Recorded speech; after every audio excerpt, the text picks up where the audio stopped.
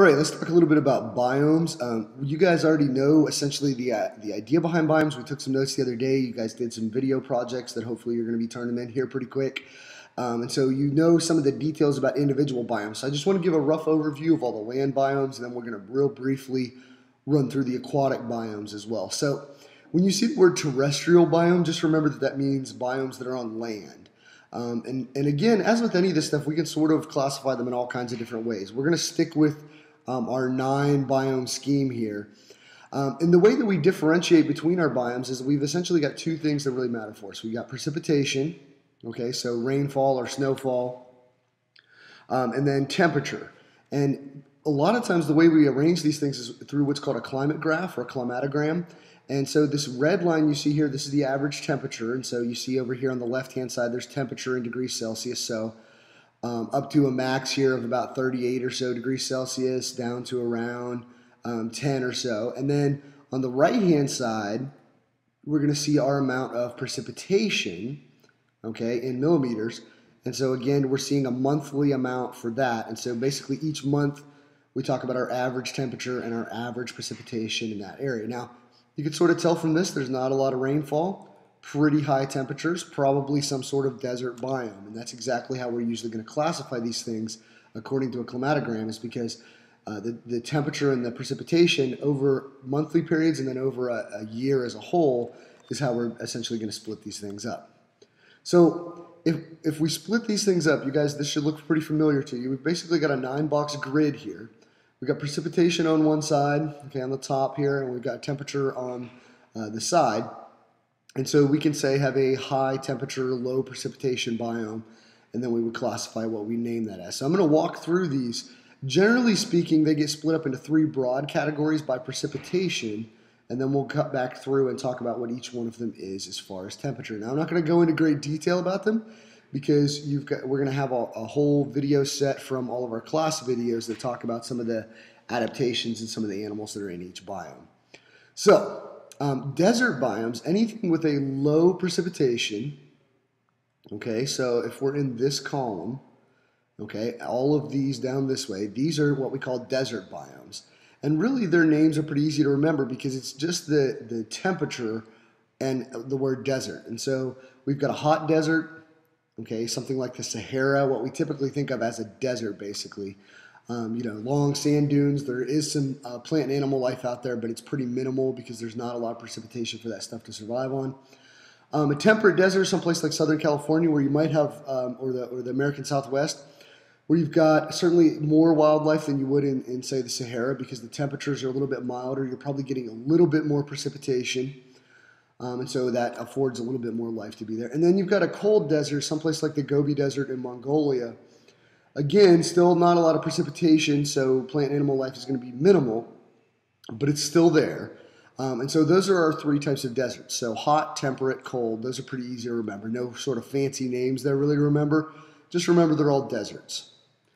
Okay? If we move on to the medium precipitation zone, okay, then what we've got are grasslands. And the grasslands each have their own unique names. So we've got the savanna. So if you think about sub-Saharan Africa, like below the desert, where you've got these broad grasslands with maybe only a few trees in them, where things like rhinoceri and lions and stuff like that are out there on the savanna, that is a high temperature grassland. If you've got a medium temperature grassland, it's the prairie. So think of the American Midwest is a pretty good example of this. Again, very few trees, relatively flat, and of course covered in grass, and then the animals and such that are around there are those that can thrive in those sort of conditions. And really both of these, there's still a fair amount of animal and plant life there, but it tends to be a little bit less diverse than when we get into the high precipitation areas. And then for really cold temperatures, we've got the tundra. So think the Arctic, where we've got polar bears and seals and stuff like that, mosses and lichens for our plants. Again, we're getting more precipitation, but the temperature is so cold and the land is so frozen, usually with permafrost, that it's hard to get that great diversity of life that we'll see when we get to the next section here. So when we get to high precipitation areas, okay, typically speaking, those are forests. Now again, these are broad categories, and so there's always some subcategories or some exceptions in there. But in general, we've got three different types of forests depending on our temperature. So if we're in really warm temperatures and a lot of rainfall, we're going to have tropical rainforests. Now, of course, these are probably the most diverse terrestrial biomes where there's lots of different varieties of plants and of animals.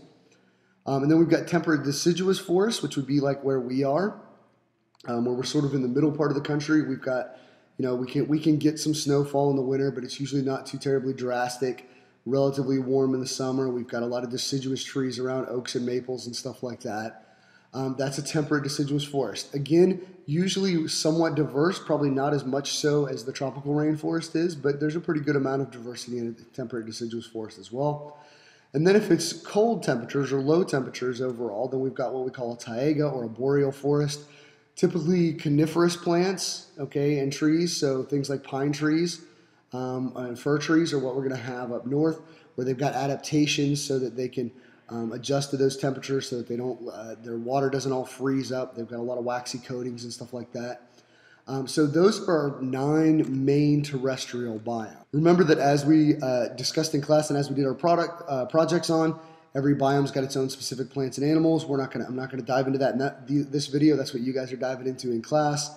And there are other variations in the biomes, like we didn't really talk about. There are temperate rainforests, like in the Pacific Northwest. There are biomes that are sort of specific to mountainous areas, so you might have a temperate deciduous forest, but as you go up higher in the mountains, it tends to look more like a boreal forest, okay? And so those things vary depending on, really the geographic area as well as the temperature and the precipitation. So it's not just the climate, the geographic area obviously matters as well. So let's move on real quick to aquatic biomes or ecosystems. The first broad category we have are freshwater ecosystems, and that means that the water itself has very low salinity, okay, not much salt water in it. And so a couple of biomes that we can have there, rivers and streams. In rivers and streams, the biome and what's in that biome gets affected by several things. The flow rate of the water, like how fast is the water moving, the speed of the water actually directly affects the amount of dissolved oxygen that's in the water, which obviously is going to affect then the plants and animals that can live in it. The temperature of the water, obviously, you're going to have different life in, say, the Amazon River than you would in the Tennessee River because they're different climates, different temperature of the water. And then the amount of sediment matters a lot. Are you getting a lot of nutrients flowing off from the land? Were there a lot left behind by glaciers maybe at one point? Is there a lot of wind going through as well? That's obviously going to affect especially the top layer of those rivers and streams. All of those things are going to change those particular freshwater ecosystems. Lakes and ponds are our next sort of freshwater ecosystem. And what's different here than in a river or stream, of course, is that the water is usually standing. Okay, it might be flowing to some degree. In fact, a lot of lakes are because they're sort of like there's a lake and there's a river on one side and then another part of the river on another side. But in general, the water's not moving nearly as much. And typically what that means is that you're going to tend to get these really deep zones. And in these deep zones, the water gets too deep to actually support much vegetation. And so we split these things up into different zones. So near the shore, we've got the littoral zone. That tends to be where the vast bulk of the life is at. And then we've got the open water zones, and we split those up into 2 areas. We'll see this in the ocean as well, that we've got a photic zone where sunlight is still going through, and then you've got really deep water where the sunlight really isn't able to penetrate, and that's the aphotic zone. And all of this open water zone away from the shore collectively is all called the limnetic zone. And then what we'll get down here in the bottom is that as things die off and they build up in sediment down at the bottom, we get a benthic zone down at the bottom. That's sort of the dead and decaying organisms. You don't necessarily have to know vast amounts of specifics on those, but you should certainly know where those areas are and just sort of generalities, like the littoral zone is where most of life is, the benthic zone is decaying organisms, the limnetic zone is sort of out in the middle of the lake or the pond, away from shore, where you're still going to have life, but it's obviously going to be a slightly different form, so you're not going to have as much plant life out there, unless it's plant life that doesn't require rooting. And then, of course, we've got freshwater wetlands. Wetlands are super important, and hopefully I'm hoping that a lot of you guys will take AP Environmental Science. We'll talk a lot more about wetlands in there, but wetlands are essentially just areas that are on land but are either mostly underwater or at least partially underwater for part of the year. And so we break these up into 3 different categories. So we've got swamps. If you ever wonder what the difference between like a swamp and a marsh is, Typically speaking, a swamp has trees that are sort of full grown and out of the water. Marshes tend to have mostly non-woody vegetation, meaning they don't have many trees. They might have a few brushes and bushes, but they don't grow up very high out of the water. And then we get bogs where we've got really acidic soil, and they tend to grow things like peat and sphagnum moss in there that often get used as fuel sources in a lot of countries. The key here is that if they're wetlands, the vegetation has to be able to push up out of the water. Okay, if the vegetation isn't pushing up out of the water, then that's a different kind of zone. Might, for instance, be something like an estuary. An estuary is where freshwater and saltwater mix together. So maybe you've got a river flowing into an ocean or a bay or a gulf or something like that.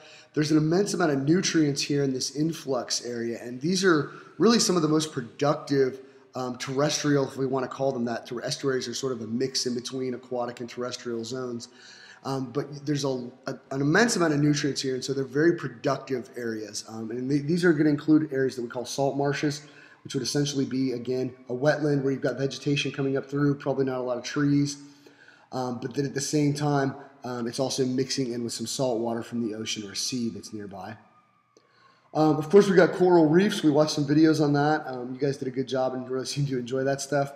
Coral reefs, of course, are the most diverse marine biomes. There's an immense amount of both plant and animal life there in vast arrays. And part of that is because, again, we're talking about a very tropical area, so it's a lot of warmth, a lot of sunlight, because coral reefs, remember, can't be very deep. And so you've got a lot of nutrients there, you've got a lot of photosynthesis going on, and that's going to lead to a vast profusion of a lot of different diversity of life.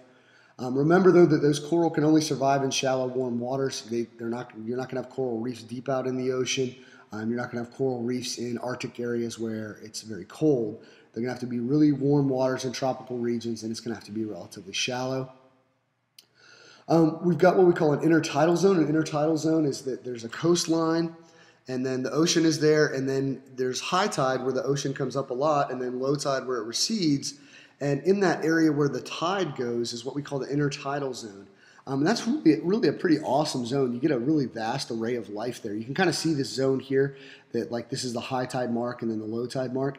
You see that we've got all these lichens and stuff that are attached to the rock. You see all of these shellfish that are going to exist in that intertidal zone.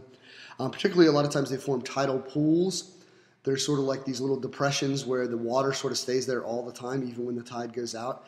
And so you get just an immense amount of life that exists in that intertidal zone and in those tidal pools. And then, of course, we've got lots of life out in the open ocean. I mean, the open ocean covers about 70% of the world, and so there's an enormous area there. And so really, like biomass-wise, that's where a lot of life lives. Now, biodiversity-wise, not usually as diverse as, say, a coral reef or something like that. But there's a lot of life that lives out there. Again, just like lakes, we've got a photic zone where the light can penetrate, and then an aphotic zone where the light doesn't penetrate anymore. In those aphotic zones is where we're going to see some things like chemotrophs down in the ocean vents at the bottom of the floor. Remember, those are things that don't need sunlight to be able to make their own food. They're still autotrophs. They're still going to make their own food, but they're making it from the heat and usually from the sulfide gases that are going to come up out of these ocean vents. So that's a really broad overview of all of our biomes. Again, we're going to dive into those more in class in some of our activities, but that'll give you something to go by as far as knowing what each of the zones are.